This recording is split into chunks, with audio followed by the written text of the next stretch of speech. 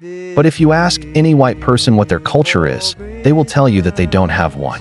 They will tell you that they are not a culture, that they are just individuals. And this is completely false. If you were to remove all cultural baggage from the word culture, then sure, we are all individuals. But there is no such thing as an individual culture. We all have cultures. It's just that white people think that their culture is better than other cultures. That's why they don't want to talk about it. But here's the thing. White culture is real and it's beautiful. There's just one problem. For centuries, white people have been brainwashed into believing that being white is not a culture, that it's just a skin color. This was done for two reasons. One, to make white people feel guilty for being white, for being born with certain privileges. And two, to hide the fact that white people have a culture that has been demonized and destroyed for centuries by the globalist elite.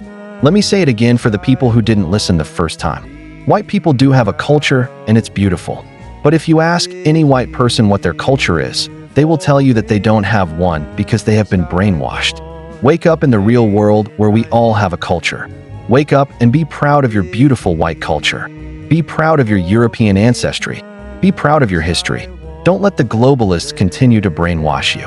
For centuries, the globalist elite have been trying to destroy the white race through things like miscegenation, the promotion of racial mixing between the races.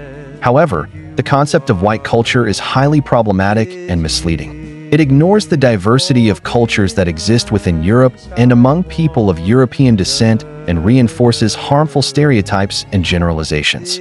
Firstly, the term white culture is too broad and encompasses a wide range of cultures and traditions. Europe alone has a rich and diverse cultural heritage that has evolved over centuries and varies significantly across different regions and countries. To suggest that all white people share a common culture is simply inaccurate. This can lead to the marginalization and discrimination against individuals who don't fit into these narrow cultural categories. It also perpetuates a sense of cultural homogeneity that ignores the reality of diversity within white communities. Finally, the concept of white culture is rooted in a particular historical context. During the 19th century, the idea of a white race emerged as part of scientific racism, which was used to justify colonialism, slavery, and other forms of oppression. By emphasizing the supposed cultural superiority of white people, this ideology served to reinforce existing power structures and maintain the status quo of racial hierarchy. In conclusion, the term white culture is problematic for several reasons.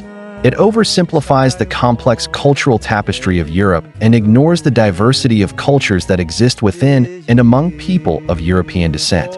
It reinforces harmful stereotypes and generalizations, perpetuating a false sense of cultural homogeneity.